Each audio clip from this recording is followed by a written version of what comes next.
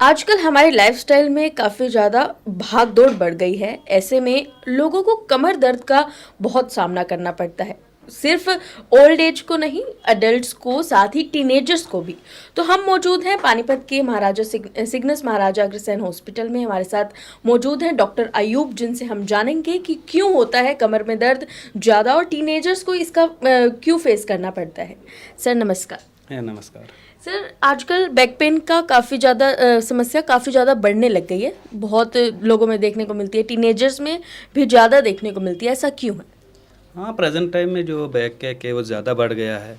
आप देख लोगे 15 साल पहले और 15 साल के बाद ये सडनली इंक्रीज़ हुआ, क्योंकि 15 साल के बाद आपके पास ना गैजेट्स नहीं थे, इलेक्ट्रॉनिक गैजेट जिस पे आप घर में बिजी रहते, मोबाइल गेम्स, टीवी, तो ये थोड़ा कम था। तो हम आउटडोर एक्टिविटीज़ पे ज़्यादा ध्यान देते थे, खाने पीने पे ध्यान ज़्यादा होता था। तो इससे हमारे हेल्थ तो ओके रहती थी, स्पाइन स्ट्रांग रहता था, बच्चा खेलता था कूदता था तो स्पाइन स्ट्रांग और ग्रोथ अच्छी होती थी, बैक पेन नहीं होता था। अब प्रेजेंट टाइम में जैसे हर किसी के हाथ में या तो मोबाइल मिलेगा आपको या कंप्यूटर मिलेगा, जो भी है इंडोर एक्टिविटी ही फॉलो करेगा। उससे क्या हो जाए, उसकी बोन जो है वो वीक ही रहती है, उसके मसल्स इतने स्ट्रांग नहीं रहते हैं और इनका पोस्चर भी बिल्कुल अगर आप देखेंगे किसी के हाथ में मोबाइल, वो ऐसे ऐसे लेटेगा तकिया के साथ, तो वो भी पोस्चर एबनॉर्मल बनाएगा, या कोई आगे झुकेगा, झुक के मोबाइल पे काम करेगा, उससे बैक पेन तो होना ही होना है, क्योंकि डिफॉर्मिटी आएगी तो पेन तो हो जाएगा। यही रीज़न है प्रेजेंट टाइम में बैक पेन ज़्यादा होने का। और दूसरा ग्रुप है वो जो वर्कर्स होते हैं, हैवी वर्कर्स, उनका खाने पीने का उतना अच्छा सा होता नहीं है। लो इनकम वाले बेचारे हैं, काम बहुत ज़्यादा हैवी है, तो उसकी वजह से उसकी स्पाइन पे प्रेशर आता है, तो वो भी एक रीज़न है। थर्ड हमारा ग्रुप है जो लो प्रोफाइल ही है, कंजेस्टेड एरिया में रहते हैं, उनके स्पाइन टीबी होने के भी चांसेस होते हैं, तो ये भी एक रीज़न है। और एक और जनरेशन है हमारे प्रेजेंट टाइम की सोसाइटी में, वो बाइक पे स्टंट्स मारते रहते हैं, तो उनमें स्पाइन ट्रॉमा बहुत कॉमन है। तो ये रीज़न है यंग एज में क्यों हो रहा है प्रेजेंटली। तो स्पाइन से जुड़ी कुछ हार्मफुल डिसीजेज रहती हैं, कुछ समस्याएं? हाँ, स्पाइन से रिलेटेड बहुत हार्मफुल डिजीज़ भी रहते। देखिए, अगर हमें सडनली कोई ट्रॉमा हो गया तो उसको हमें तुरंत के तुरंत ही देखना पड़ेगा। कोई फ्रैक्चर हो गया तो उसका इलाज है अगर टाइम पे हॉस्पिटल पहुंच जाए, लाइक। और दूसरा होता है कि टीबी, मैंने बोला स्पाइन का टीबी ऐसा क्यूरेबल है, लेकिन हमने अगर छोड़ दिया तो कैंसर से भी गंदा है, पेशेंट को बिल्कुल बेकार कर देगा, बेड पे लाएगा। वो अपने कंसर्न डॉक्टर साहब से मिल रहे, वो आपका ट्रीटमेंट कर देगा, क्यूरेबल है। और कुछ डिसिक डिजीज़ भी है जिनका भी अच्छे से ट्रीटमेंट है अगर टाइम पे किया जाए, तो कुछ तो सिंपल मेडिसिन से हो जाएंगी, कुछ में कभी सर्जरी, वो उसका डॉक्टर जो भी उसको इन्वेस्टिगेट करके वो सजेस्ट करेगा अकॉर्डिंगली। महिलाओं को पीरियड्स में काफ़ी ज़्यादा पेन रहती है, बैक पेन। ऐसा क्यों रहता है? आम दिनों में वो हाउस होल्ड वर्क्स करती है, डोमेस्टिक वर्क्स, लेकिन इतना पेन उस वक्त नहीं होता जितना पीरियड्स में होता है। क्या रीज़न रहते हैं?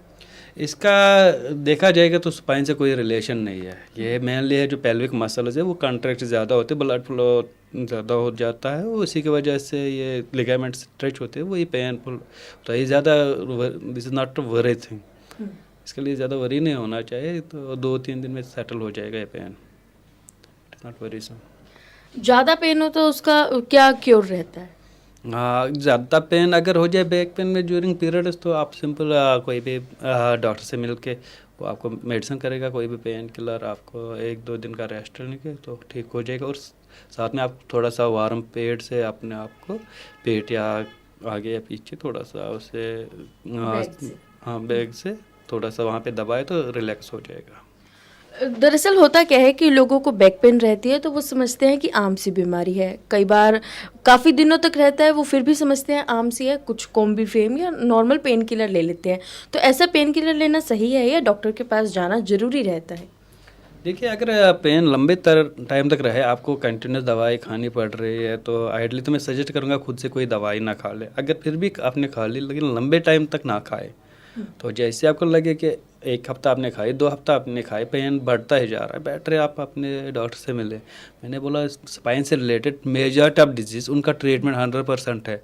ऐसा नहीं, पुराना टाइम नहीं है कि हम पेशेंट को स्पाइन की दिक्कत हो गई था अब ये जी की कोई काम नहीं कर पाएगा। प्रेजेंट टाइम में आपने देखा होगा कि स्पाइन की दिक्कत होते भी उसका ट्रीटमेंट होता है, उसके बाद लोग वेट लिफ्टिंग में भी वापस जाते हैं, चाहे फ्रैक्चर भी क्यों ना हुआ हो। तो बेटर है अपने वो जो भी डॉक्टर साहब उनको सजेस्ट करें उसको फॉलो करें। डॉक्टर साहब, रात के समय सोते हुए सब काम निबट गए और उसके बाद सोते हैं तो जैसे ही व्यक्ति लेटता है उसके लेटते ही उसकी कमर में जकड़न सी महसूस होती है, दर्द रहता है। इसका क्या कारण रहता है? क्या ये कारण रहता है कि पूरे दिन का काम निपटा के अब लेटे हैं? लेटते तो दिन में भी हैं, दोपहर में भी हैं कभी कभार, लेकिन उतना पेन नहीं होता जितना पेन रात के समय होता है। इसके क्या कारण रहते हैं?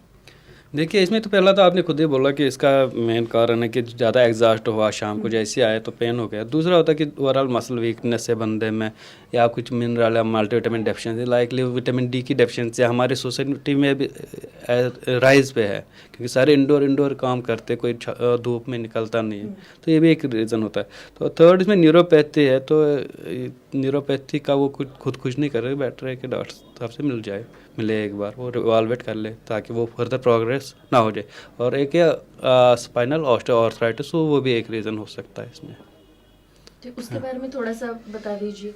देखिए, ये स्पाइनल आर्थराइटिस है, सेंट्रल आर्थराइटिस, ये सॉर्ट ऑफ आर्थराइटिस जिसको आप लोकल लैंग्वेज में क्या बोलते हैं, लोकल लैंग्वेज में आर्थराइटिस को ये आर्थराइटिस है जो आपकी स्पाइन पे अटैक करता है। इसमें सिंपल है कि आप अपने डॉक्टर साहब से मिले, वो आपको दवाई एडवाइस करेगा, साथ में आपको रेगुलर फिजिकल एक्टिविटी, हल्की हल्की एक्सरसाइज करनी पड़ेगी। गठिया बोलते हैं आर्थराइटिस को आप लोकल में। तो ये थे हमारे साथ डॉक्टर अयूब। अगर आपका कोई भी सवाल है किसी मुद्दे पर, किसी समस्या को लेकर, किसी भी बीमारी को लेकर, तो कमेंट सेक्शन में लिख दीजिएगा। और ऐसे ही सेहत संबंधित अधिक जानकारियों के लिए देखते रहिए सेहत तहलका। शुक्रिया।